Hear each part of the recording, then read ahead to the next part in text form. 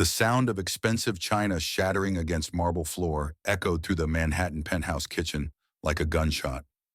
"That was my grandmother's teacup," Victoria whispered, staring at the porcelain fragments scattered across the pristine tiles. Her voice carried the faint traces of her Alabama childhood, soft and careful. "Buy another one." Richard's voice cut through the morning air with the precision of his Italian silk tie.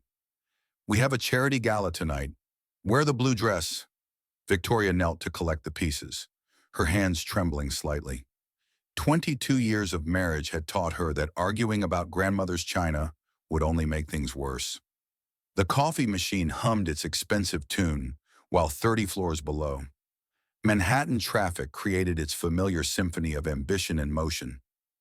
"Did you hear me, Victoria?" Richard's Armani shoes clicked against the marble as he approached. He never asked questions anymore. Everything was a command. "Yes, the blue dress," she murmured, carefully placing porcelain shards in her palm. One cut her finger, a tiny drop of blood marking the white ceramic. Richard was already checking his Rolex, his mind on board meetings and merger discussions. He had built his financial empire through attention to detail and absolute control. Their marriage operated under the same principles. "The Hendersons will be there tonight. Remember what we discussed about the foundation donation?" His tone suggested this was not a reminder, but a warning. Victoria nodded, rising slowly from the kitchen floor. Hidden in her Hermes purse sat a small plastic stick that would change everything. The pregnancy test she had taken that morning showed two pink lines. Two lines that represented hope and terror in equal measure. At 51, Victoria had long ago stopped dreaming of children. Richard had made it clear early in their marriage that heirs would interfere with their lifestyle, their travels, their perfect penthouse existence. But apparently, fate had other plans. Her phone buzzed against the marble countertop. Sarah's name appeared on the screen. "Coffee at 10. You sounded upset yesterday." Victoria glanced at Richard, who was now scrolling through emails on his phone. His dark hair, touched with distinguished silver, caught the morning light streaming through floor-to-ceiling windows. He looked every inch the successful millionaire husband that Manhattan society pages celebrated.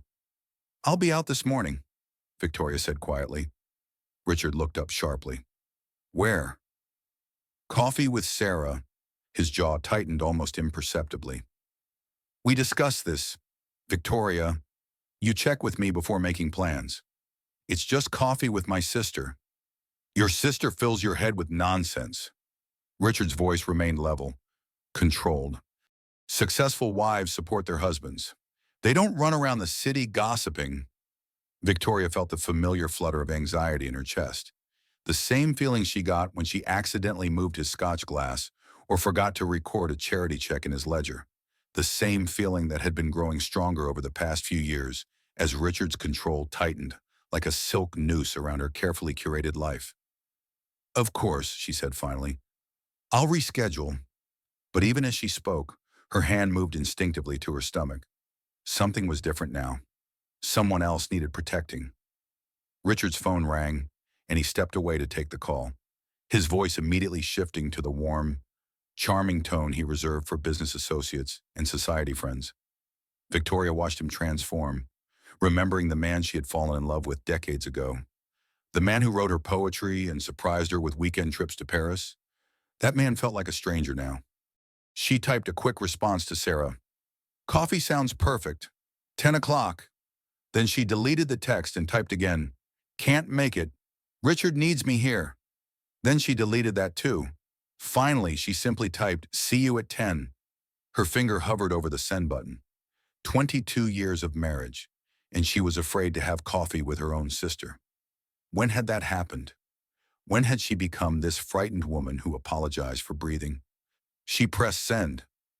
Richard finished his call and returned to the kitchen, straightening his tie one final time. "I'll be in meetings until 6. The car will pick you up at 7:30 for the gala." He kissed her forehead with the mechanical precision of ritual. His lips felt cold against her skin. "Have a good day, darling," he said without looking at her, already moving toward the elevator that would take him down to his waiting driver. Victoria stood alone in their perfect kitchen, surrounded by imported marble and designer appliances worth more than most people's cars. The silence felt heavy, oppressive. She could still hear the echo of breaking china. Her phone buzzed again. This time it was a notification from her bank. Richard monitored all their accounts, claimed it was for tax purposes and financial planning. Every purchase, every transaction, every coffee she bought was recorded and reviewed. She thought about the pregnancy test hidden in her purse. She thought about 22 years of checking in and asking permission and walking on eggshells. She thought about the tiny life growing inside her that deserved better than this gilded cage. At 51, Victoria was about to discover what courage looked like. 3 blocks from their penthouse, Victoria pushed through the heavy glass doors of Café Luna, her heels clicking against polished concrete floors. The morning rush had settled into a comfortable buzz of laptops and quiet conversations. She spotted Sarah immediately, her younger sister's auburn hair catching the light from the street-facing windows. "Honey, you look like you haven't slept in weeks." Sarah jumped up from their corner table, pulling Victoria into a fierce hug. "What's Richard done now?" Sarah had always been the direct one, the sister who said what everyone else was thinking. At 47, she ran her own marketing firm and had never married, claiming she preferred her independence to the complications of compromise. "Nothing," Victoria said automatically, settling into the chair across from her sister. "I'm just tired." "Vic," Sarah's voice carried the weight of decades of sisterhood. "I've known you for 51 years. Something's wrong." The barista, a girl who couldn't be older than 25, approached their table with practiced efficiency. "What can I get you ladies?" "2 coffees, black," Sarah said without looking away from Victoria. "And maybe some privacy." The girl nodded and retreated, recognizing the intensity of their conversation. Victoria stared at the scarred wooden table, worn smooth by countless conversations and confidences. When had she become someone who lied to her own sister? When had simple questions become landmines she had to navigate carefully? "He's been under stress with the merger," Victoria said finally, the words feeling hollow even as she spoke them. "The merger?" Sarah leaned back in her chair. "Honey, there's always a merger. There's always stress. There's always some reason why Richard gets to treat you like his personal assistant instead of his wife." The coffee arrived in mismatched mugs, steam rising between them like incense. Victoria wrapped her hands around the warmth, grateful for something to hold on to. "It's not that simple, Sarah." "Isn't it?" Sarah's voice gentled slightly. "When's the last time you saw Jenny or Maria? Remember when we used to have girls' nights every month?" Victoria did remember. She remembered laughter and wine and conversations that lasted until 3 in the morning. She remembered feeling like herself, not like Richard's carefully curated accessory. "People grow apart," Victoria said. "Priorities change." "No, Vic. Richard changed your priorities. There's a difference." At the table next to them, a young woman was talking quietly into her phone. "Mom, I'm pregnant," she said, her voice barely above a whisper. "No, Jake doesn't know yet. I'm scared he'll leave." Victoria's hand moved instinctively to her stomach, and Sarah caught the gesture immediately. "Vic," Sarah's voice sharpened with concern. "Is there something you need to tell me?" Victoria felt tears threatening behind her eyes. This was the moment.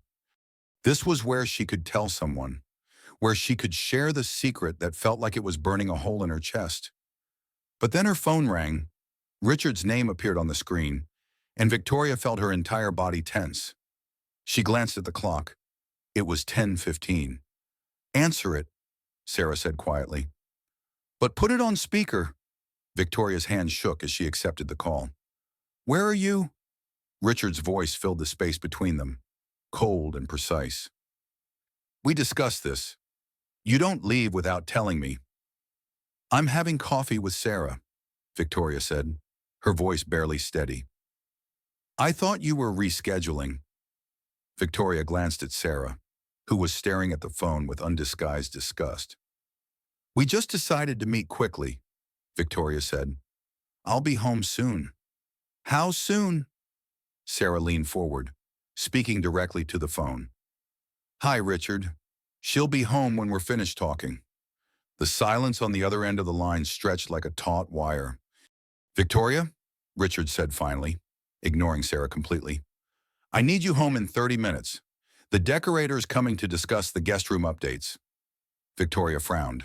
They hadn't discussed any guest room updates. Their guest room was already perfect, designed by the same team that had featured their penthouse in Architectural Digest. I don't remember scheduling 30 minutes. Victoria? The line went dead. Sarah stared at the phone, then at Victoria. That was not a conversation between husband and wife. That was a master giving orders to his servant. Victoria's face flushed with embarrassment and something else. Something that felt dangerously close to anger. He's protective, she said weakly. He's controlling.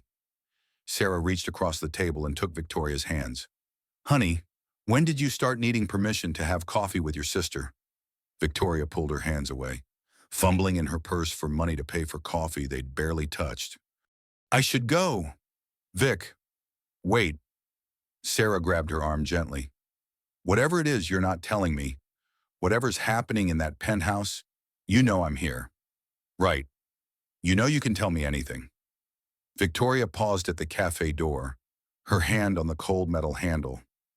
For a moment, she almost turned around, almost walked back to the table and told Sarah everything. About the pregnancy test, about the way Richard's grip on her arm had left bruises last week, about the way she'd started flinching when he raised his voice.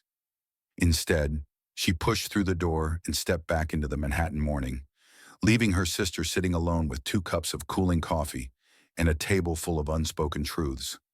Behind her, she could hear Sarah calling her name, but Victoria didn't turn around. She couldn't. Not yet. But as she walked quickly toward their building, her hand moved once again to her stomach. Someone else needed protecting now. Someone who deserved better than this. For the first time in 22 years, Victoria began to think about what better might look like. Victoria's hands shook as she unlocked the penthouse door, the familiar weight of dread settling in her chest. The apartment felt different when Richard was angry, as if the very air became thinner, harder to breathe. You're late. His voice came from the living room, calm and measured, the tone that meant she was in trouble. Victoria set her purse on the marble-topped console and walked toward the sound of his voice, her heels muffled by the Persian rug that cost more than most people's cars. Richard stood by the floor-to-ceiling windows, his back to her, hands clasped behind him like a general surveying a battlefield. The traffic was, we agreed you would check with me before making plans. He turned slowly, his face composed but his eyes cold. Successful marriages require communication. Victoria, trust. She felt herself shrinking, becoming smaller in the face of his disappointment. 22 years of marriage had trained her well in the art of apologizing for existing.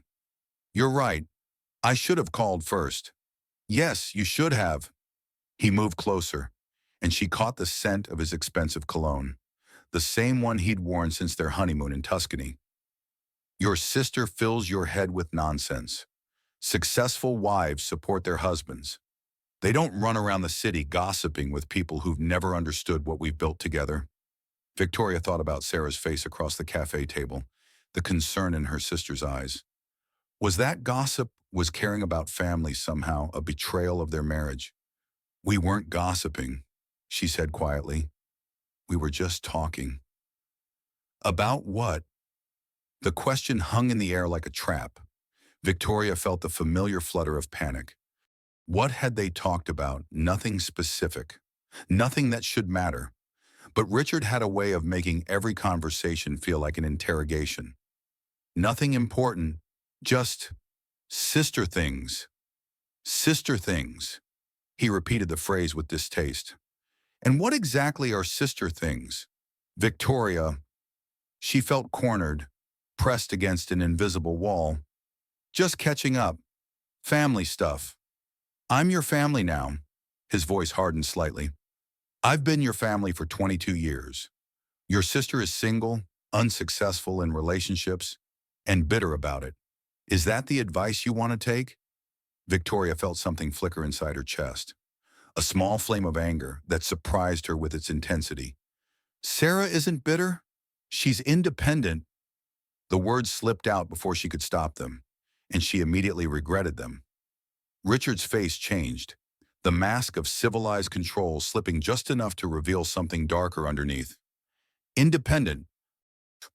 He stepped closer, close enough that she had to tilt her head back to meet his eyes. Is that what you call it?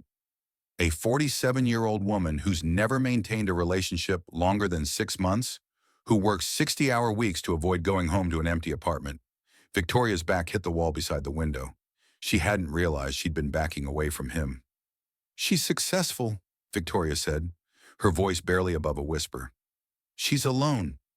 Richard placed one hand on the wall beside her head, trapping her. Is that what you want, Victoria? To be alone, to throw away everything we built together for the sake of independence? Victoria's heart pounded against her ribs. She could feel the solid weight of the wall against her back, the heat of Richard's body blocking her escape. This felt familiar and wrong, like a dance they'd performed too many times before. I don't want to be alone, she whispered. Good. His voice softened, became gentle again. Because you're not alone. You have me. You have everything we've built together. This penthouse, our life, our position in society. Do you know how many women would kill for what you have? Victoria nodded, the movement barely perceptible. I work hard to provide for us, Richard continued, his free hand coming up to stroke her cheek. All I ask in return is loyalty, respect. Is that too much to ask from my wife? No, Victoria breathed. Then why do I feel like I'm losing you? Why do I feel like you're pulling away from me? The gentle tone, the hurt in his voice, the way his thumb brushed across her cheek, it all felt so familiar. This was how it always happened. The anger, the intimidation, then the switch to vulnerability and love. It left her dizzy, unsure of her own perceptions. I'm not pulling away, she said. Aren't you? His hand moved to her throat, not squeezing but resting there, a reminder of his power over her. Then why do I feel like you're keeping secrets from me? Victoria's breath caught. The pregnancy test in her purse felt like it was burning a hole through the leather. I'm not keeping secrets. No. His grip tightened slightly. Then tell me what you and your sister really talked about today. Victoria couldn't breathe properly. The hand on her throat, the wall at her back, the way he was looking at her, it all felt like drowning. Nothing, she gasped. We talked about nothing important. You're lying to me. His voice dropped to a whisper, more frightening than if he'd shouted. After 22 years of marriage, you're lying to your husband. I'm not. The push came without warning. Not violent, not brutal, but firm enough to send her sliding down the wall to the floor, her hip hitting the marble with a sharp crack. A picture frame fell from the side table, shattering against the floor. Victoria sat stunned, staring up at Richard's shocked face. God, Victoria, I'm sorry. He immediately knelt beside her, his voice full of concern. You tripped. Are you hurt? Let me help you up. Victoria's hip throbbed where it had connected with the floor, but that wasn't what kept her frozen. It was the look in Richard's eyes during that split second before concern replaced it. The cold calculation, the complete absence of remorse. He helped her to her feet, his hands gentle now, solicitous. Are you all right? Darling, you lost your balance. Victoria nodded numbly. Lost her balance. That's what had happened. Not pushed, not shoved. She had simply lost her balance. I'm fine, she whispered. Good. He kissed her forehead tenderly. I worry about you. You know. You seem so unsteady lately. Maybe you should see Dr. Morrison. Get your blood pressure checked. Victoria touched her hip where a bruise was already forming. Maybe. I'll make you some tea. Richard was already moving toward the kitchen, the perfect concerned husband. Earl Grey with honey, just the way you like it. Victoria stood alone in their perfect living room, staring at the broken picture frame on the floor. It had held their wedding photo, 22-year-old Victoria and Richard smiling on the steps of St. Patrick's Cathedral. Young Victoria looked so confident, so sure of her future. She bent to pick up the frame, and a shard of glass cut her finger, the same finger that had been cut by the teacup that morning. Another accident in a day full of accidents.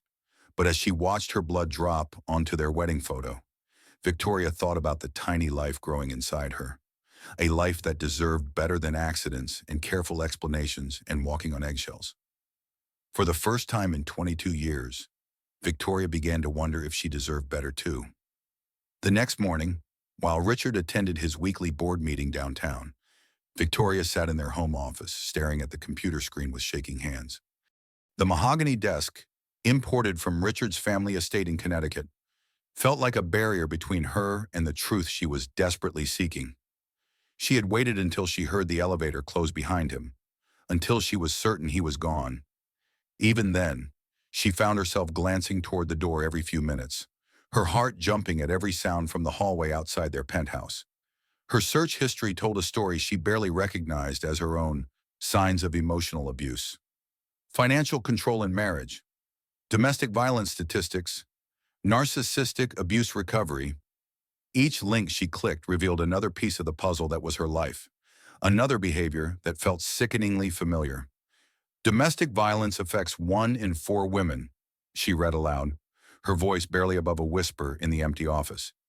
It often begins with emotional and psychological abuse before escalating to physical violence. Victoria's hips still ached from yesterday's accident. The bruise had bloomed purple and yellow overnight, a painful reminder that her balance seemed to be failing her more and more frequently in recent months. She clicked on another article. Financial abuse is a common tactic used to maintain power and control.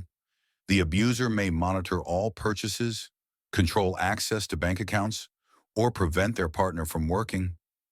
Victoria thought about the way Richard reviewed every credit card statement, questioned every purchase over $50, insisted on handling all their investments and financial planning.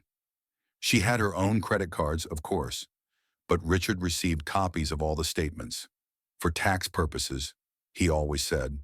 For financial planning, the phone rang, making her jump. Richard's office number appeared on the caller ID. "Hello," she answered, minimizing the browser window out of habit. "Darling, I forgot to mention, James Peterson called this morning.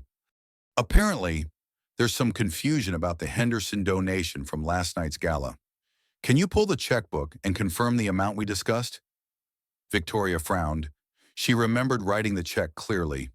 $50,000 to the Metropolitan Children's Foundation, just as Richard had instructed.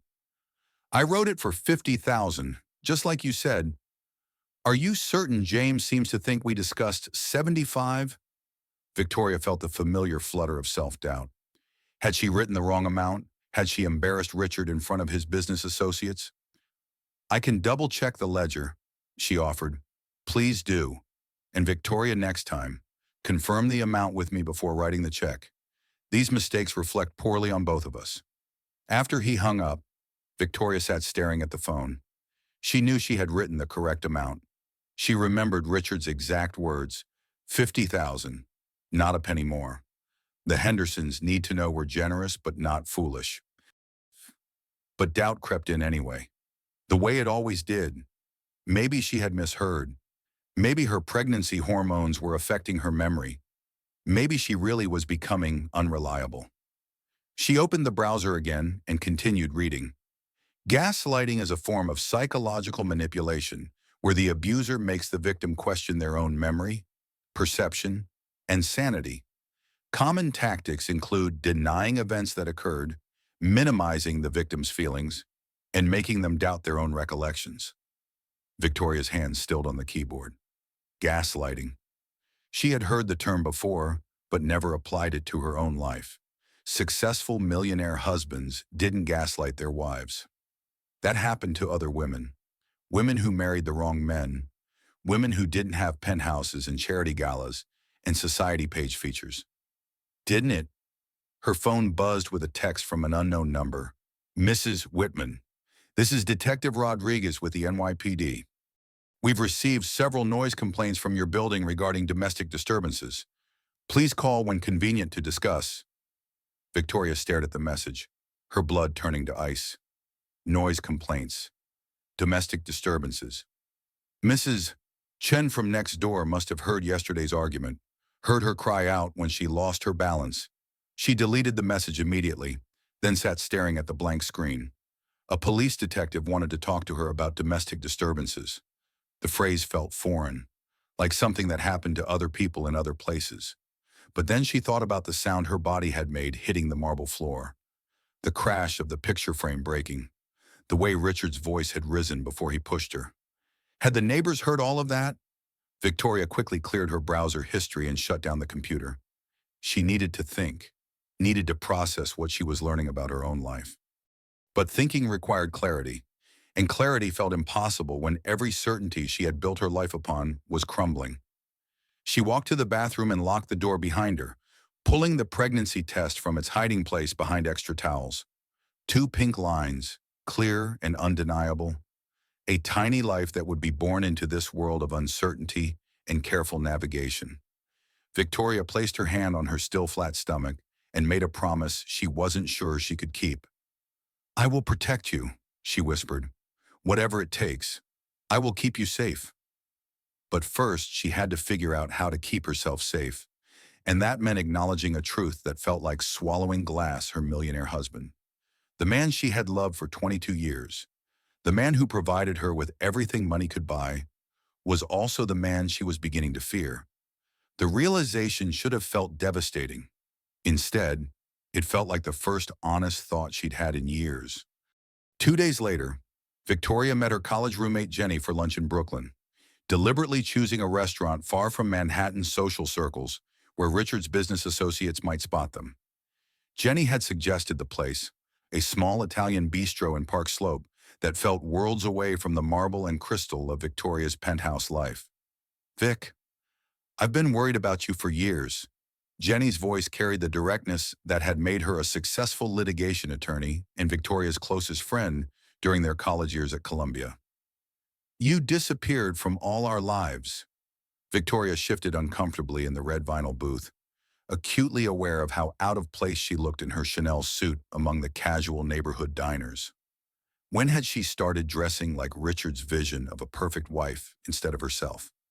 "People grow apart," Victoria said, echoing the same excuse she'd given Sarah. "Priorities change." "No, Vic, you didn't grow apart. You were pulled apart." Jenny leaned forward, her dark eyes intense behind wire-rimmed glasses. "Do you remember what happened at Maria's birthday party 5 years ago?" Victoria frowned, searching her memory. Maria had been part of their tight college group, the four women who had sworn to stay friends forever despite career paths that led them in different directions. "You came with Richard," Jenny continued. "You were excited about some art gallery opening you wanted to attend. Remember you'd been talking about getting back into art history, maybe consulting for galleries?" The memory came back slowly. Victoria had been animated that night, more like her old self than she'd felt in years. The gallery was featuring emerging female artists, exactly the kind of work that had inspired her original career dreams. Richard spent the entire evening explaining why gallery consulting would be a waste of your time, how it would interfere with your responsibilities as his wife, how you didn't need to work because he provided so well for you.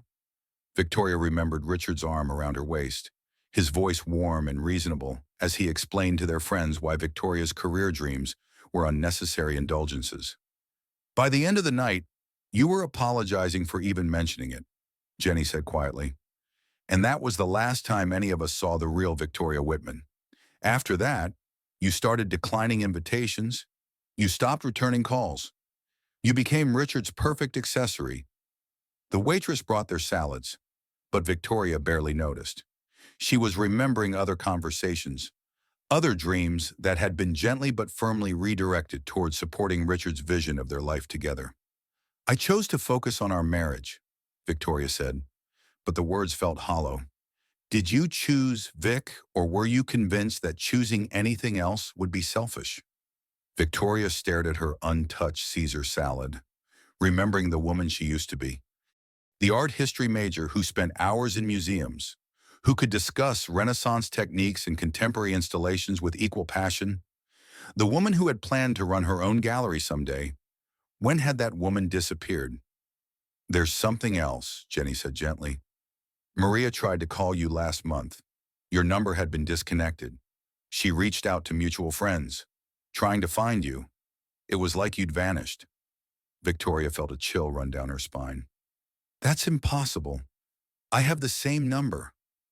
Maybe you do now, but Maria couldn't reach you.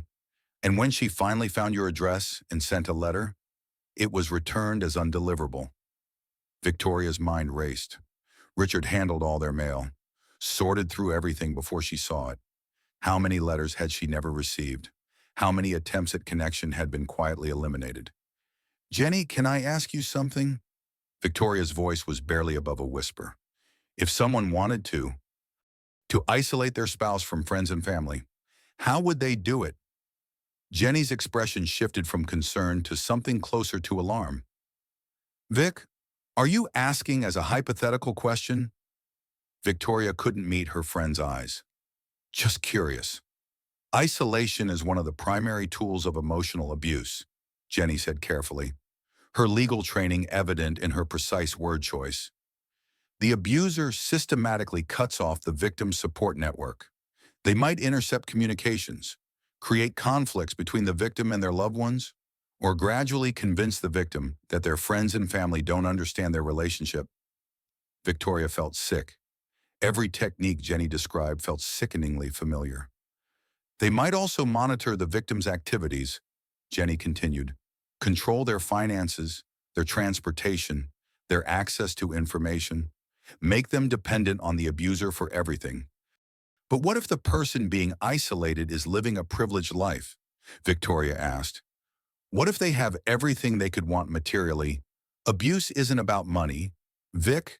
It's about power and control. Some of the most insidious abuse happens in wealthy households because the victims are less likely to be believed. Everyone assumes that if you're living in luxury, you must be happy. Victoria thought about her penthouse, her designer clothes, her American Express black card that Richard monitored so carefully. From the outside, her life looked perfect. Who would believe that perfection could be its own kind of prison? Victoria, Jenny said softly. Are you safe? The question hung in the air between them like a lifeline. Victoria wanted to grab it, wanted to pour out everything about the walking on eggshells and the careful monitoring and the way she started flinching when Richard raised his voice. Instead, she reached for her purse, her hands shaking slightly. I should go. Richard will be expecting me. It's 2 in the afternoon. Vic, you're a grown woman. You don't need permission to have lunch with a friend. But Victoria was already standing, her chair scraping against the floor. Thank you for lunch. It was good to see you. Jenny stood too, reaching out to touch Victoria's arm. My number hasn't changed. If you ever need anything at all, you call me, day or night. Victoria nodded and walked quickly toward the door. But Jenny's voice stopped her. Vic, that woman who wanted to run an art gallery, she's still in there somewhere. Don't let anyone convince you she's not worth fighting for. Victoria pushed through the restaurant door and onto the Brooklyn sidewalk, Jenny's words echoing in her head. The woman who wanted to run an art gallery. She had almost forgotten that version of herself existed. But as she hailed a taxi back to Manhattan, Victoria placed her hand on her stomach where her secret was growing larger every day. Maybe it was time to remember who she used to be. Maybe it was time to figure out who she could become. For both of them. The confrontation began the moment Victoria walked through the penthouse door that evening. Richard stood in the marble foyer, still wearing his business suit but with his tie loosened and his sleeves rolled up. The sight made Victoria's stomach clench with recognition. This was his preparation stance, the way he looked when he was ready for battle. We need to talk. His voice was calm, controlled, but Victoria had learned to read the danger signs in his posture, the set of his jaw, the way his hands hung loose at his sides. Of course, Victoria set her purse on the console table, her movements careful and deliberate. Is everything all right? That depends on your definition of all right. Am. Richard gestured toward the living room. Shall we sit? Victoria followed him to the cream-colored sofa that faced their wall of windows, overlooking Central Park. The late afternoon sun cast long shadows across the Persian rug, creating patterns that looked like prison bars. I had lunch with Jenny today, Victoria said, deciding that honesty might disarm whatever was building between them. I know. Richard's smile was sharp, predatory. James Peterson's wife saw you. Quite a coincidence. Running into Margaret Peterson in Park Slope. She was curious about what would take Victoria Whitman so far from her usual haunts. Victoria felt the familiar flutter of panic. Of course, someone from their social circle had seen her. In Manhattan's wealthy communities, anonymity was impossible. Jenny suggested the restaurant. We were just catching up. Catching up, Richard repeated the phrase with distaste. And what exactly did you catch up about? Victoria's search for safe ground, neutral territory that wouldn't trigger his anger. College memories, her work, nothing important. Nothing important. Richard stood and walked to the window, his back to her. Then why do I feel like you're lying to me again? The accusation hung in the air like smoke. Victoria could feel her heart rate increasing, her palms growing damp. This was how it always started, with accusations that made her question her own honesty.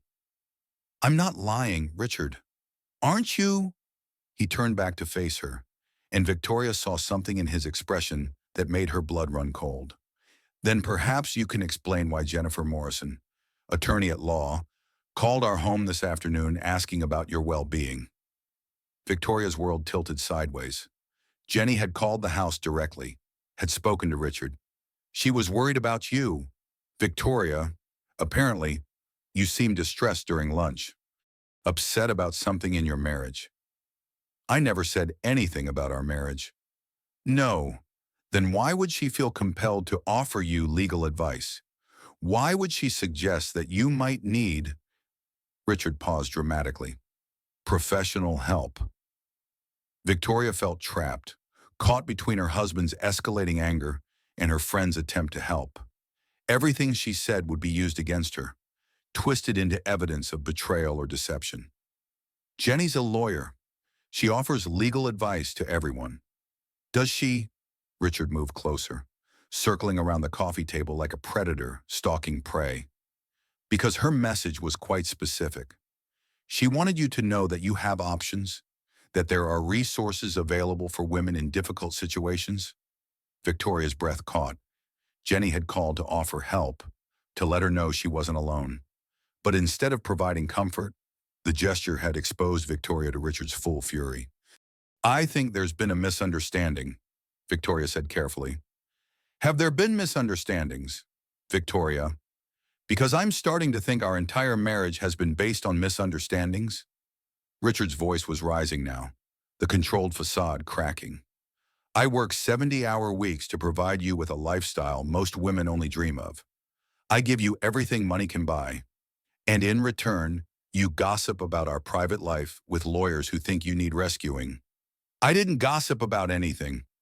Then explain to me why your college friend thinks you're in danger. Richard grabbed her wrist, his fingers tightening around the delicate bones. Explain to me why she thinks I'm some kind of threat to my own wife. Victoria winced at the pressure on her wrist but didn't pull away. Experience had taught her that resistance only made things worse. She doesn't think you're a threat. No. Then why did she mention domestic violence resources? Richard's grip tightened further. Why did she give you the number for a women's shelter? Victoria's heart stopped. Jenny had given her information about shelters. She didn't remember that conversation, but the day felt like a blur of revelations and realizations. I don't know what you're talking about. Of course you don't. Richard released her wrist abruptly, and Victoria saw the red marks his fingers had left on her skin. Just like you don't know why the police have been asking questions about noise complaints from our neighbors. Victoria felt the blood drain from her face. The text message from Detective Rodriguez that she had deleted without responding. You deleted the message, Richard continued, but all our phone records go through my business account. Did you really think I wouldn't see it? Victoria realized with growing horror that Richard monitored everything. Every call, every text, every email. Her entire life was under surveillance, and she had been too naive to understand the scope of his control. "Answer me, Victoria!" Richard's voice dropped to a whisper, more frightening than if he had shouted. "Why are the police interested in our marriage?" "I don't know." "You don't know." Richard laughed, but there was no humor in the sound. "My wife of 22 years is meeting with lawyers, deleting police messages, and telling people she needs help, but she doesn't know why." Victoria tried to stand, but Richard moved to block her path. "Sit down. We're not finished." "Richard, please." "Please what?" His hand shot out and grabbed her shoulder, pushing her back onto the sofa with enough force to make her gasp. "Please what?" "Victoria." Victoria stared up at her husband, seeing a stranger's face where familiar features should be. This was the man she had loved for 22 years, the man who had promised to cherish and protect her. But the expression in his eyes held no love, no protection, only cold calculation and barely controlled rage. "You're hurting me," she whispered. "I'm hurting you." Richard's laugh was harsh, brittle. "You're destroying our marriage, embarrassing me in front of my business associates, involving lawyers and police in our private affairs, and I'm hurting you." Victoria felt tears beginning to blur her vision, but she fought them back. Crying would only make things worse. "I haven't done anything wrong." "Haven't you?" Richard knelt in front of her, bringing his face level with hers. "Then explain to me why you're keeping secrets. Explain to me why you're pulling away from your husband." Victoria's hand moved instinctively to her stomach, where their secret was growing larger every day. The movement was tiny, unconscious, but Richard caught it immediately. His eyes followed her hand, and Victoria watched his expression change from anger to something much more dangerous. "What are you hiding from me, Victoria?" "Nothing, nothing." His hand covered hers, pressing it against her stomach. "Then why do you keep touching yourself there? Why do you look sick every morning? Why have you been acting so strangely?" Victoria felt trapped, cornered by 22 years of living with a man who noticed everything and forgot nothing. "I'm not hiding anything," she repeated, but her voice lacked conviction. Richard's eyes narrowed, and Victoria saw the moment when understanding dawned in his expression. "You're pregnant," he said quietly. Victoria didn't respond, couldn't respond. The secret she had been protecting felt exposed and vulnerable in the space between them. "How long have you known?" Still, Victoria said nothing. Richard's hand moved from her stomach to her throat, not squeezing, but resting there like a promise of violence. "How long, Victoria?" "A few days," she whispered. "A few days." Richard's voice was deadly calm. "And you didn't think your husband had a right to know? I was waiting for the right time." "The right time." Richard stood abruptly, beginning to pace the length of their living room. "You were waiting for the right time to tell me we're having a baby, but you had time to discuss our marriage problems with lawyers and meet with college friends who think you need rescuing." Victoria watched him pace, recognizing the pattern of his anger, building toward violence. This was how it always happened. The accusations, the circling, the gradual escalation until she said or did something that gave him permission to hurt her. "Richard, I want this baby." The words slipped out before she could stop them, and Richard froze mid-stride. "You want this baby?" "Yes." "Without discussing it with me, without considering what this means for our life, our plans, our future. I thought you'd be happy." Richard's laugh was harsh, bitter. "Happy, Victoria? I'm 55 years old. We agreed years ago that children would interfere with our lifestyle. And now you want to throw away everything we've built for a baby." Victoria felt something shift inside her chest, a small flame of courage she didn't know she possessed. "Yes," she said clearly. "I want this baby more than I want anything else." Richard stared at her as if she had spoken in a foreign language. "More than you want our marriage, I want both." "That's not an option." Richard's voice was flat, final. "You'll schedule an appointment with Dr. Morrison next week. We'll take care of this quietly. discreetly. No one needs to know. Victoria stood slowly, her legs shaking, but her resolve strengthening. No! The word hung in the air between them like a declaration of war. What did you say? I said no. Richard, I'm keeping this baby. For a moment, Victoria saw something like respect flicker in her husband's eyes. Then it was replaced by cold fury. You're having an abortion, Victoria. End of discussion. No, I'm not. Richard moved faster than she expected, crossing the room in 3 strides and grabbing her shoulders hard enough to leave fingerprint bruises. You will do as I say. You are my wife. This is my decision. Victoria looked into the face of the man she had loved for 22 years and saw a stranger. A dangerous stranger who believed he owned her body, her choices, her future. Let go of me, she said quietly. Not until you agree to end this pregnancy. Let go of me, Richard. Instead, his grip tightened, and he shook her hard enough to make her teeth rattle. You're being irrational. Pregnancy hormones are affecting your judgment. You'll thank me later for making the responsible decision. Victoria felt something break inside her chest. Not her ribs or her heart, but something deeper. The part of her that had spent 22 years trying to be the perfect wife. The part that had accepted his control as love and his monitoring as protection. I said let go of me. Richard's hands moved to her throat. You're going to calm down, Victoria. You're going to think clearly about what's best for our marriage. And then you're going to do exactly what I tell you to do. Victoria stared into her husband's eyes and saw her own death there. Not immediately. Not today, but eventually. If she stayed, if she continued to accept his version of love, she would disappear completely. And so would her baby. Help, she whispered, the word barely audible. Richard's grip tightened. No one can help you, Victoria. No one even knows you need help. You're completely alone.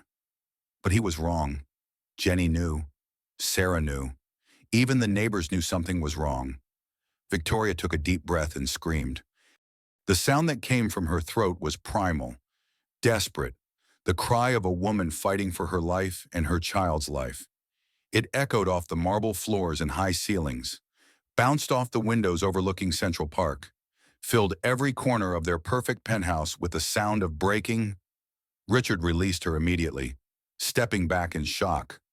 What are you doing? Victoria screamed again, louder this time, putting 22 years of fear and frustration and suppressed rage into the sound. Stop it, Richard hissed. The neighbors will hear you. Good, Victoria said, and screamed a third time. Within minutes, they could hear pounding on the door. Voices in the hallway outside their penthouse. Mrs. Chen's voice, high and worried. A man's voice she didn't recognize. Someone was calling 911. Richard stared at Victoria as if seeing her for the first time in 22 years. You've lost your mind, he said quietly.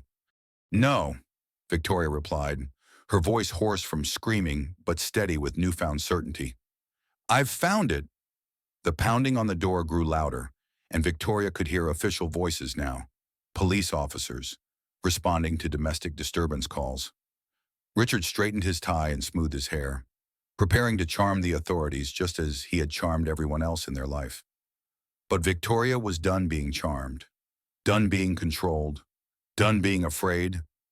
For the first time in 22 years, she was ready to fight back. At 3 a.m, while Richard slept off the scotch he'd consumed after the police left, Victoria moved through their penthouse like a ghost. The officers had been professional but ultimately unhelpful, charmed by Richard's explanation of a misunderstanding and Victoria's recent emotional instability. Her millionaire husband's reputation and connections had carried more weight than her bruised throat and trembling hands. But something had shifted during those terrible hours. Victoria had seen herself clearly for the first time in years, seen the woman she had become and the woman she used to be. The gap between them felt insurmountable, but for her unborn child's sake, she had to try to bridge it. She gathered essentials with surgical precision, important documents from Richard's safe, photographs from their early years together, her grandmother's jewelry hidden behind winter coats. Each item went into a small overnight bag that she would give to Sarah for safekeeping. The hardest part was accessing their financial records. Richard kept meticulous files in his home office, organized with the same attention to detail he brought to controlling every aspect of their life together. Victoria photographed bank statements, investment portfolios, and insurance policies with her phone, her hands shaking as she documented 22 years of financial manipulation. Richard had been right about one thing: she had nothing without him.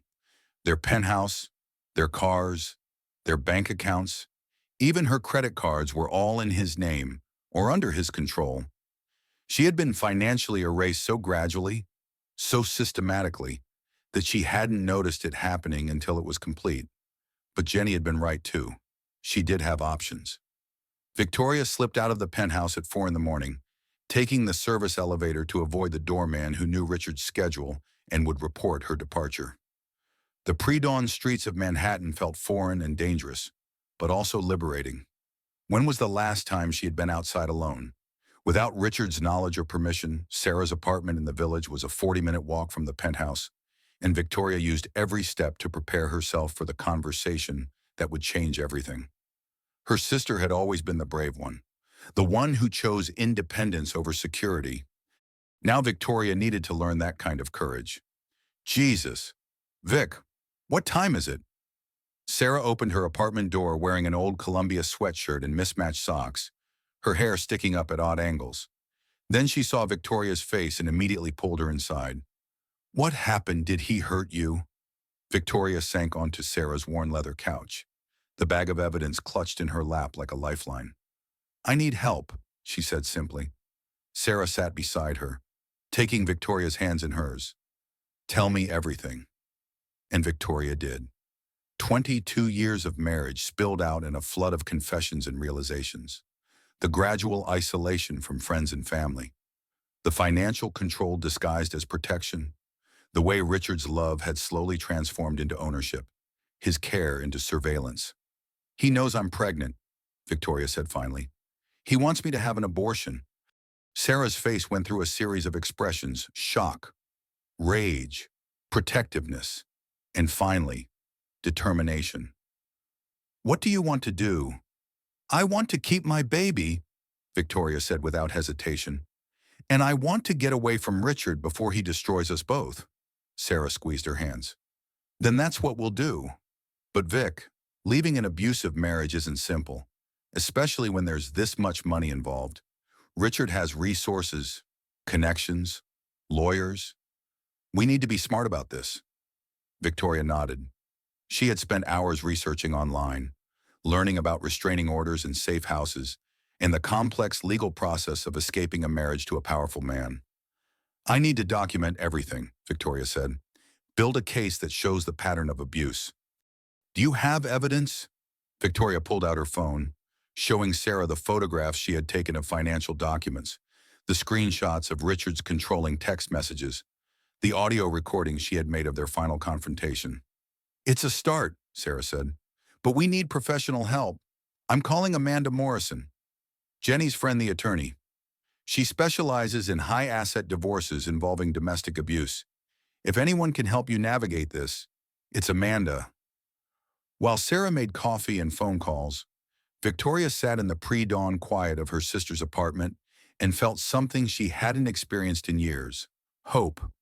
Not the desperate hope of thinking Richard might change, but the solid hope of knowing she could change her own circumstances. Her phone buzzed with a text from Richard. Where are you? We need to discuss your behavior last night. Victoria showed Sarah the message. Don't respond, Sarah advised. From now on, all communication goes through lawyers. He'll be furious. Good. Let him be furious in his empty penthouse while you build a new life. Amanda Morrison arrived at Sarah's apartment 2 hours later, carrying a leather briefcase and the kind of focused energy that made Victoria understand why she had been successful representing women in situations exactly like this one. Mrs. Whitman, Amanda said, settling into Sarah's kitchen chair with professional efficiency. I understand you're ready to file for divorce. And a restraining order, Victoria added. I don't think I'm safe. Amanda nodded grimly. Based on what Sarah has told me, I agree, but I need you to understand what we're up against. Your husband is wealthy, well-connected, and by all accounts, intelligent. He's going to fight this with everything he has. What does that mean for Victoria? Sarah asked. It means we need to be prepared for a long, difficult battle. Richard will try to discredit Victoria's claims, challenge her mental stability, use their lifestyle against her. He'll argue that no rational woman would want to leave such a privileged life. Victoria felt a familiar flutter of doubt. Would anyone believe that a woman living in a Manhattan penthouse, wearing designer clothes, attending charity galas, could be a victim of domestic abuse?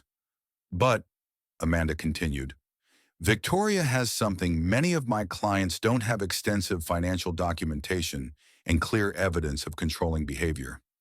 The audio recording of last night's confrontation is particularly compelling. Victoria played the recording for Amanda, listening to Richard's voice as if hearing it for the first time. The cold threats, the complete dismissal of her autonomy, the way he spoke about their unborn child as if it were a business decision to be managed. "This is good," Amanda said when the recording ended. "Very good. Combined with the financial evidence and witness statements from your sister and friends, we can build a strong case." "What happens next?" Victoria asked. "First, we file for an emergency restraining order. Then we file divorce papers with a request for temporary spousal support and exclusive use of marital assets. We move fast, before Richard has time to hide money or manipulate the situation." Victoria nodded, feeling simultaneously terrified and exhilarated. After 22 years of having decisions made for her, she was finally making the biggest decision of her life. "There's one more thing," Amanda said gently. "Where will you stay while this process unfolds? Going back to the penthouse isn't safe, and Richard will likely try to use your absence as evidence of abandonment." Victoria looked at Sarah, who immediately nodded. "She stays with me as long as necessary."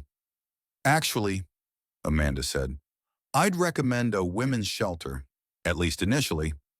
It provides better documentation of the domestic violence claims and access to counseling services. Plus, they have security protocols in place for dealing with wealthy, influential abusers." Victoria felt her throat tighten. A shelter. After 22 years in a penthouse, she would be living in a shelter. But then she thought about her baby, growing safely inside her while she built a new life for both of them. Some sacrifices were worth making. "Okay," she said.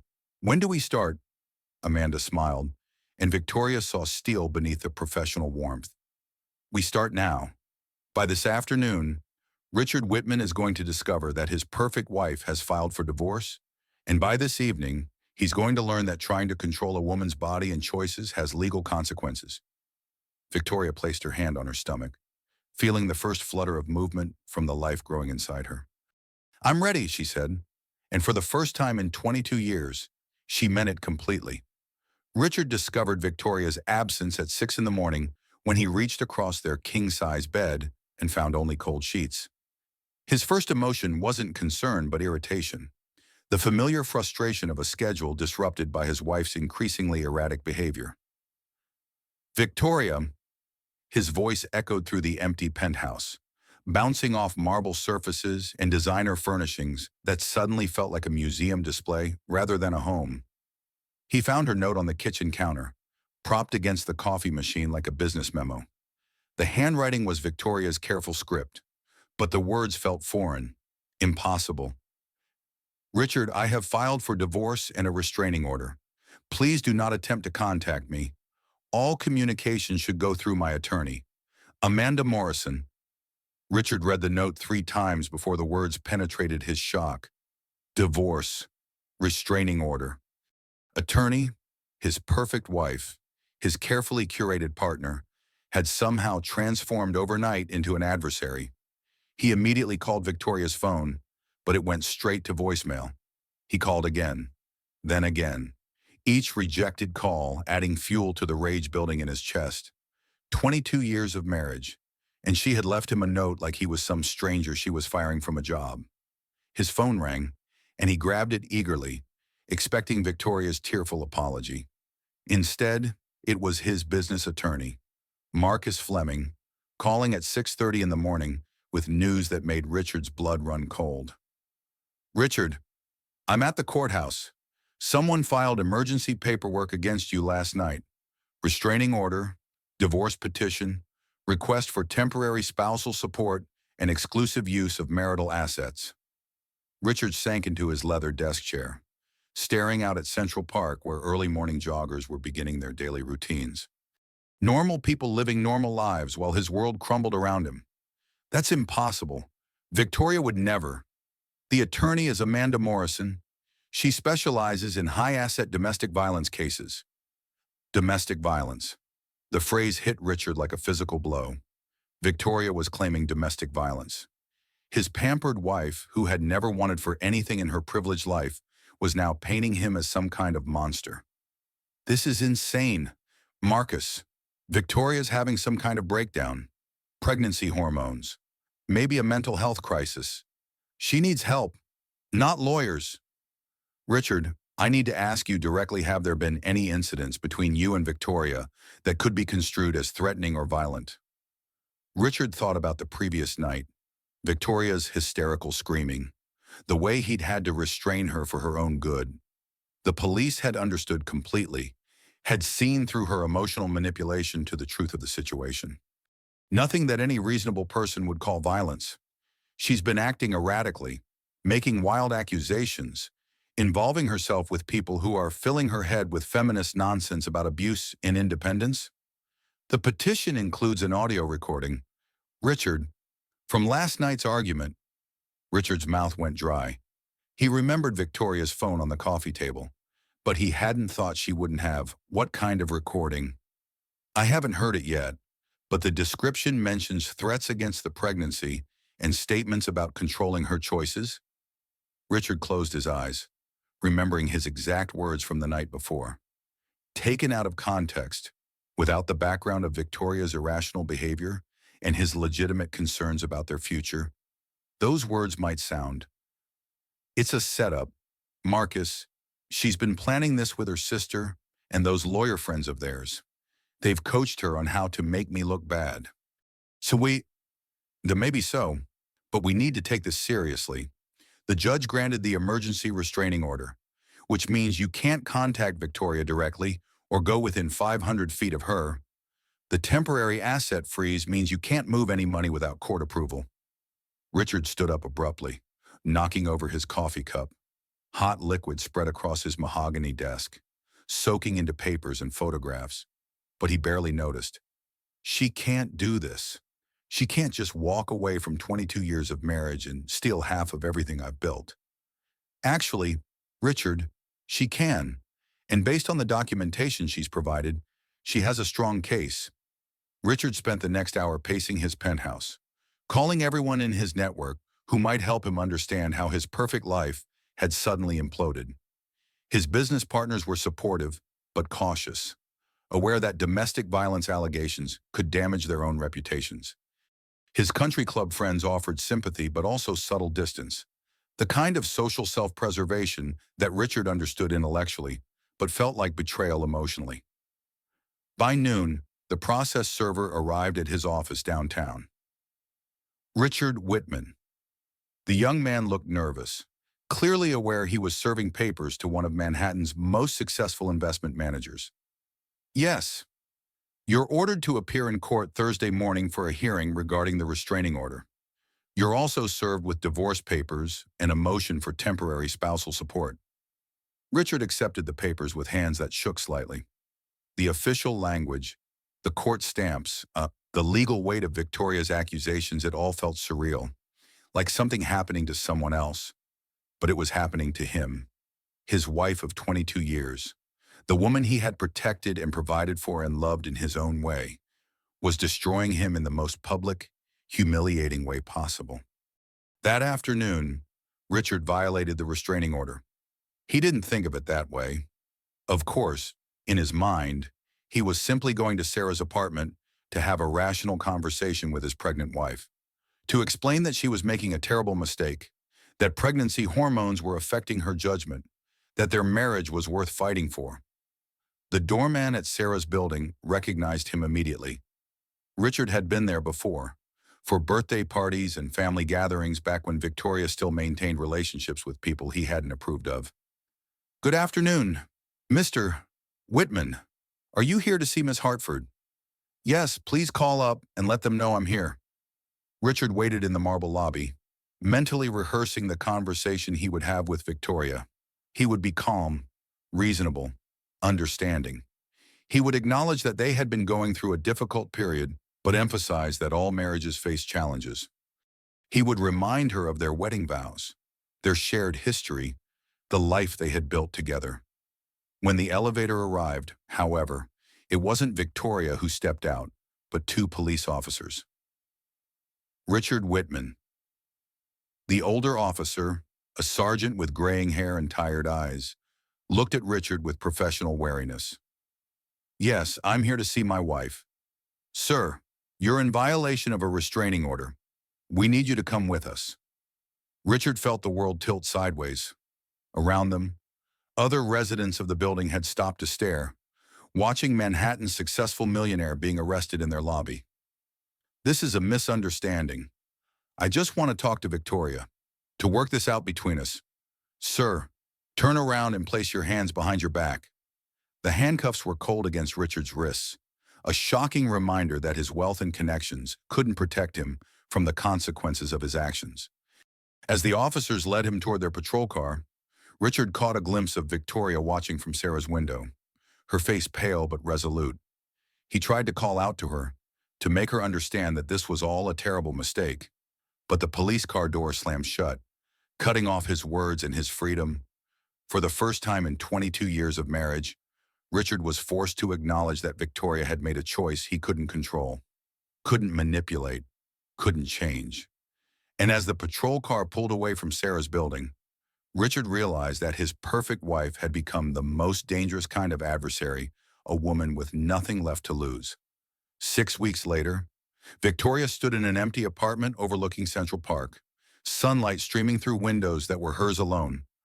The space was smaller than the penthouse she had shared with Richard, but every square foot belonged to her, chosen by her, paid for with the temporary spousal support the court had awarded during their ongoing divorce proceedings. "It's perfect," Sarah said, setting down a box of Victoria's rescued belongings. "You can see the park, but you're far enough from the penthouse that you won't accidentally run into Richard." Victoria placed her hand on her growing belly, feeling the flutter of movement that had become her daily source of strength. At 16 weeks pregnant, she was finally showing, finally allowing herself to believe that this baby would be born into a life of freedom rather than fear. "I never thought I'd be starting over at 51, Victoria admitted, walking to the windows that faced south toward the life she had left behind. "You're not starting over," Amanda Morrison said from the doorway, where she had been reviewing legal documents with characteristic efficiency. "You're starting fresh. There's a difference." The past 6 weeks had been a whirlwind of legal proceedings, court appearances, and the slow, difficult process of untangling 22 years of enmeshed finances. Richard had fought every motion, challenged every request, used every legal maneuver available to delay and complicate the divorce proceedings. But Victoria had discovered something remarkable about herself. She was stronger than she had ever imagined. "The judge approved your motion for exclusive use of the joint investment account," Amanda continued, settling into one of the 2 chairs Victoria had purchased for her new dining room. "Richard can't touch those funds while the divorce is pending." Victoria nodded, still adjusting to the reality of financial independence after decades of asking permission for every purchase. The investment account contained enough money to support her and the baby comfortably, even lavishly, but she found herself shopping carefully, choosing quality over luxury, substance over status. "What about the restraining order?" Sarah asked. "Extended for another 6 months. Richard's arrest for violating the original order worked in Victoria's favor. The judge takes domestic violence seriously, especially when there's a pattern of escalating behavior." Victoria thought about Richard in jail that night, calling his lawyer from a holding cell while she sat in the safety of a women's shelter, surrounded by other women who understood exactly what she was experiencing.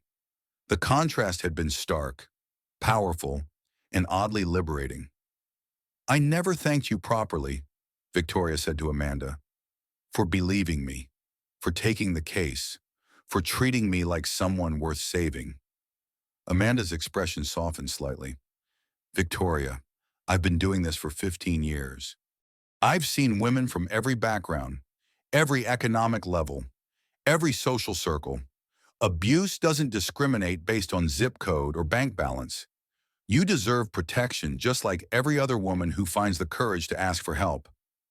The phrase "finds the courage" resonated in Victoria's chest. For so long, she had thought courage meant enduring, surviving, making the best of an impossible situation. Now she understood that sometimes courage meant walking away from everything that looked perfect from the outside. Dr. Patricia Wong arrived for their weekly appointment as Amanda was leaving, the two women nodding professionally to each other in the hallway. Victoria had been seeing the therapist twice a week since leaving Richard, slowly unraveling 22 years of psychological manipulation and rebuilding her sense of self. "How are you feeling about the new apartment?" Dr. Wong asked, settling into the chair Amanda had vacated. "Free," Victoria said without hesitation. "Terrified, but free. Tell me about the terror." Victoria considered the question carefully. Dr. Wong had taught her to examine her emotions with curiosity rather than judgment, to understand the difference between rational fear and trauma responses. "I'm afraid I won't be a good mother. I'm afraid I've been controlled for so long that I don't know how to make good decisions independently. I'm afraid Richard will find a way to hurt me or the baby, despite the restraining order." "And what does the free part feel like?" Victoria smiled, placing her hand on her belly where the baby was performing what felt like tiny somersaults. "Like I can breathe deeply for the first time in years. Like I can make choices based on what I want rather than what someone else expects. Like I can be excited about this baby instead of afraid of how Richard will react to every decision I make." Dr. Wong nodded approvingly. "Recovery from emotional abuse isn't linear. Victoria, you'll have good days and difficult days. The important thing is that you're learning to trust your own judgment again." After Dr. Wong left, Victoria spent the afternoon unpacking boxes and arranging furniture in her new home. Each decision felt momentous: where to place the couch, which dishes to keep, how to arrange the nursery she was already planning in the second bedroom. Her phone rang, and Jenny's name appeared on the screen. "How's the new place?" Jenny asked without preamble. "It's perfect. Small but perfect." "And how are you doing with everything? The divorce, the pregnancy, the complete life overhaul?" Victoria laughed, surprised by the genuine happiness in the sound. "I'm doing well. Really well. Better than I expected. I'm proud of you, Vic. I know this wasn't easy. It was the hardest thing I've ever done, and also the most necessary." After Jenny hung up, Victoria sat in her empty living room and tried to remember the last time she had felt proud of herself. Not proud of her husband's accomplishments or their social status or the perfect image they presented to the world, but genuinely proud of her own choices and actions. She couldn't remember, but she could feel it now. Growing alongside the baby in her womb, pride in her courage, pride in her strength, pride in choosing love over fear. Her phone buzzed with a text from an unknown number. "Saw the article in the Times about your charity work. Always knew you were special. M." Victoria stared at the message, trying to place the initial. Then she remembered Michael Harrison, a curator from the Metropolitan Museum she had met at a gallery opening years ago. Richard had dismissed him as not worth their time, but Victoria had found his passion for emerging artists inspiring. She typed back, "Thank you. Would love to hear about your current projects." The response came quickly. "Actually, we're looking for a consulting curator for our new contemporary women's exhibit. Interested in discussing it over coffee?" Victoria stared at the message, her heart racing with possibility. A job, an actual career opportunity in the field she had once dreamed of pursuing. She typed, "Very interested. When works for you?" As she hit send, Victoria felt the baby kick strongly, as if celebrating with her. This was what the future looked like: opportunities chosen freely, work that mattered, decisions made from strength rather than fear. For the first time in 22 years, Victoria couldn't wait to see what tomorrow would bring. 9 months after filing the restraining order, Victoria held her daughter for the first time. The delivery room at Mount Sinai was filled with the people she had chosen to be her family: Sarah, Jenny, Amanda, and Dr. Wong, who had become more friend than therapist over the months of rebuilding Victoria's life. "She's perfect," Sarah whispered, tears streaming down her face as she looked at her niece. "She's absolutely perfect." Victoria stared at the tiny face nestled against her chest, overwhelmed by a love so fierce it took her breath away. This was what she had fought for, what she had risked everything to protect. This perfect, innocent life who would grow up knowing that her mother had chosen freedom over fear. "What's her name?" Jenny asked, carefully stroking the baby's tiny hand. "Grace," Victoria said without hesitation. Grace Elizabeth Hartford Whitman. She had kept Richard's name for now, partly for legal reasons during the divorce proceedings, and partly because she wasn't sure yet who she wanted to become. The Hartford was her own addition, a connection to her sister and her own identity, separate from the woman she had been as Richard's wife. "Grace," Amanda repeated approvingly. "Unmerited favor, a gift freely given." Victoria looked around the room at the women who had helped her rebuild her life from nothing. 6 months ago, she had been terrified of making any decision without Richard's approval.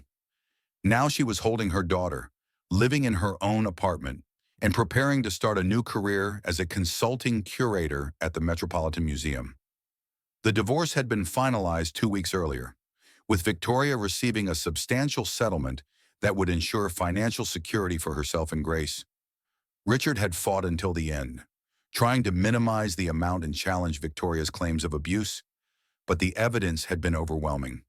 The audio recordings, the medical documentation of injuries, the testimony from friends and neighbors about the pattern of controlling behavior, it had all combined to paint a clear picture of a marriage built on power and manipulation rather than love. Richard himself had not contacted Victoria directly since his arrest for violating the restraining order. His lawyers had made offers and threats in equal measure, but Victoria had learned to let Amanda handle all communication with the man who had once controlled every aspect of her existence. "Mrs. Whitman." A nurse appeared in the doorway. "There's someone here to see you. Says he's the baby's father." Victoria felt her entire body tense, her arms tightening protectively around Grace. Richard wasn't supposed to be here, wasn't supposed to know about the birth, wasn't supposed to have any access to their daughter. "Should I call security?" Sarah asked, immediately moving to place herself between Victoria and the door. "Let me handle this," Amanda said, already reaching for her phone to call the police. But Victoria surprised them all. "No," she said calmly. "Let him come in." "Vic, are you sure?" Jenny's voice was sharp with concern. Victoria looked down at Grace, who was sleeping peacefully despite the tension in the room. This tiny person represented everything Victoria had been afraid to want for 22 years: unconditional love, genuine protection, a relationship built on nurturing rather than control. "I'm sure, but you all stay here with me." Richard entered the room hesitantly, looking older than Victoria remembered and somehow smaller. The expensive suit and confident bearing that had once intimidated her now seemed like a costume he was wearing rather than an expression of genuine power. "Victoria," he said quietly, his eyes immediately moving to the baby in her arms. "I heard about the birth. I wanted to meet my daughter." Victoria studied her ex-husband's face, looking for signs of the manipulation and control that had defined their marriage. Instead, she saw something she hadn't expected: genuine uncertainty, maybe even vulnerability. "Her name is Grace," Victoria said evenly, "and she's not your daughter in any way that matters." Richard flinched as if she had slapped him. "Victoria, please. I know we've had our difficulties, but she's my child too. I have legal rights." "You have no rights," Amanda interrupted firmly. The restraining order specifically prohibits contact with Victoria and any children born during the marriage. You're violating a court order by being here? Richard's jaw tightened with familiar frustration, but he didn't argue. Instead, he looked directly at Victoria, his expression more earnest than she had seen in years. I know I made mistakes. I know I hurt you. But Victoria, that baby is my blood. She deserves to know her father. Victoria felt Grace stir against her chest, tiny fingers curling around the edge of the hospital blanket. This perfect, innocent child who would never know what it felt like to walk on eggshells or apologize for existing. You're right, Victoria said quietly. She does deserve to know her father. She deserves to know a man who respects women, who treats his partner as an equal, who resolves conflicts without intimidation or control. When you become that man, we can discuss visitation. Richard's face cycled through several expressions: anger, disbelief, and finally something that might have been recognition. Victoria, I never meant to hurt you. I was trying to protect you, to provide for you. By monitoring my phone calls, by isolating me from my friends, by pushing me into walls when I disagreed with you. Victoria's voice remained calm, but Sarah stepped closer to the bed, ready to intervene if necessary. Those were misunderstandings, moments when I was under stress. No, Richard, those were choices. Every single time you chose control over respect, fear over love, power over partnership. Richard fell silent, perhaps hearing his own behavior described so clearly for the first time. In the quiet of the hospital room, Victoria could hear Grace's tiny breathing, the soft whoosh of the ventilation system, the distant sounds of life continuing outside their small bubble of confrontation. What do you want from me? Richard asked finally. Victoria considered the question carefully. 6 months ago, she would have wanted an apology, an acknowledgement of the damage he had done, perhaps even hope that he could change. Now, holding her daughter and surrounded by the women who had helped her rebuild her life, she realized she wanted something much simpler. I want you to leave us alone, she said. I want you to respect the legal boundaries that have been set. And if you ever decide to become the kind of man who could be a positive influence in Grace's life, I want you to prove it through therapy, through changed behavior, through years of demonstrated respect for women and healthy relationships. Richard opened his mouth to argue, then seemed to think better of it. And if I do those things, Victoria looked down at Grace, who had opened her eyes and was staring up at her with the unfocused gaze of the newborn. Then maybe someday we can have a conversation about supervised visitation. Maybe someday, Grace can meet a version of her biological father who won't teach her that love looks like control. Richard stood in the doorway for a long moment, perhaps processing that his ex-wife had just offered him the most generous terms he was likely to receive. I'll think about what you've said, he said finally. Good, but think about it somewhere else. You need to leave now. After Richard left, the room felt lighter, as if a storm had passed without causing damage. Victoria realized that seeing him again had been exactly what she needed, not to reopen old wounds, but to understand how completely she had healed. That was incredibly brave, Dr. Wong said quietly. That was incredibly stupid, Sarah countered, but she was smiling. Also brave, but mostly stupid, Victoria laughed, feeling giddy with relief and accomplishment. I needed to see him again. I needed to know that he couldn't hurt me anymore. And can he, Jenny asked. Victoria looked around the room at the women who had become her chosen family, then down at the daughter who represented her future. No, she said with absolute certainty. He can't hurt us anymore. 3 months later, Victoria stood in the Metropolitan Museum's contemporary wing, addressing a group of visitors who had come for the opening of Emerging Voices Women Artists of the 21st Century. The exhibition was her first major project as consulting curator, and the turnout had exceeded everyone's expectations. Art has always been about transformation, Victoria said, her voice carrying clearly through the gallery space. About taking raw materials, paint, canvas, clay, experience, and creating something entirely new. The artists featured in this exhibition understand that transformation isn't just about changing what we see, but about changing how we see.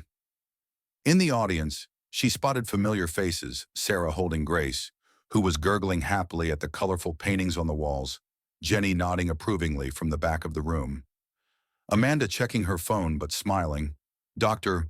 Wong taking notes as if Victoria were still her patient rather than her friend. These women have taken their experiences, some beautiful, some painful, all deeply human, and created work that speaks to universal truths about resilience, identity, and the courage required to live authentically.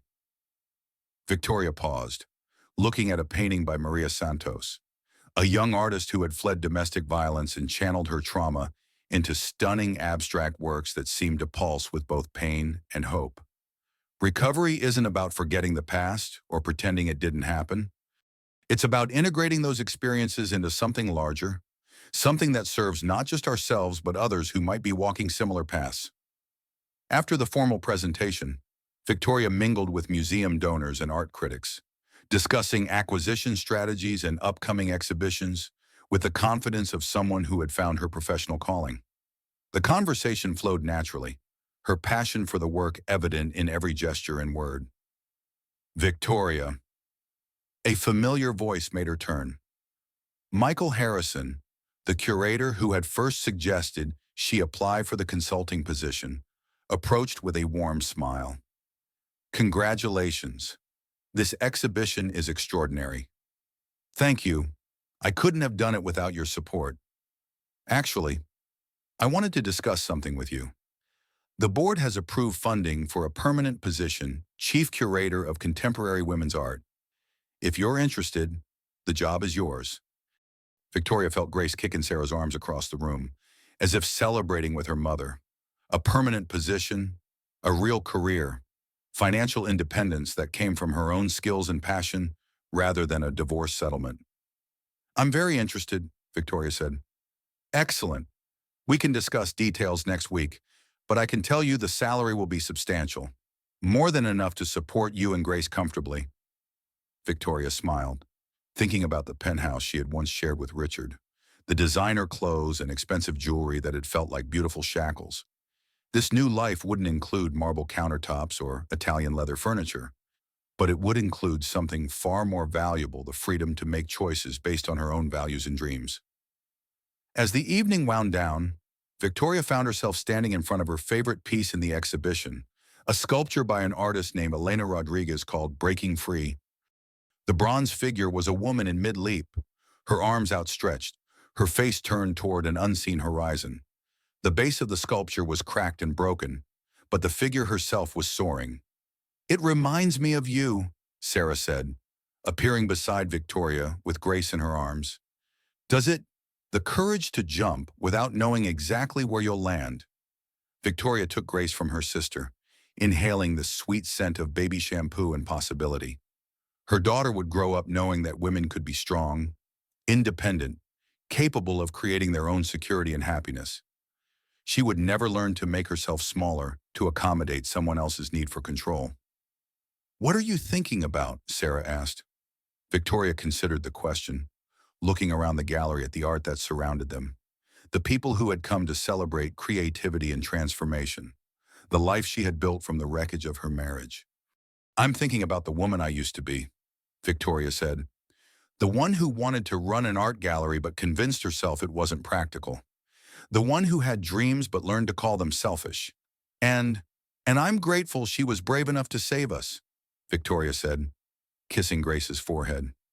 Even when she didn't know she was brave, even when she thought she was just barely surviving, Sarah smiled, linking her arm through Victoria's free one. So what happens next? Victoria looked at the sculpture again, at the woman frozen in mid-leap, forever suspended between her past and her unknown future.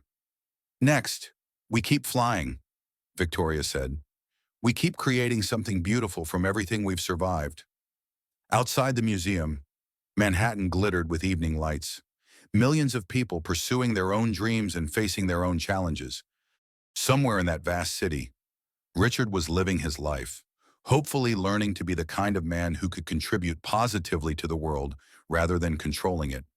But Victoria's focus was no longer on looking back. She had a daughter to raise, an exhibition to manage, a career to build, and a life to live fully and authentically. For the first time in 22 years, the future felt limitless.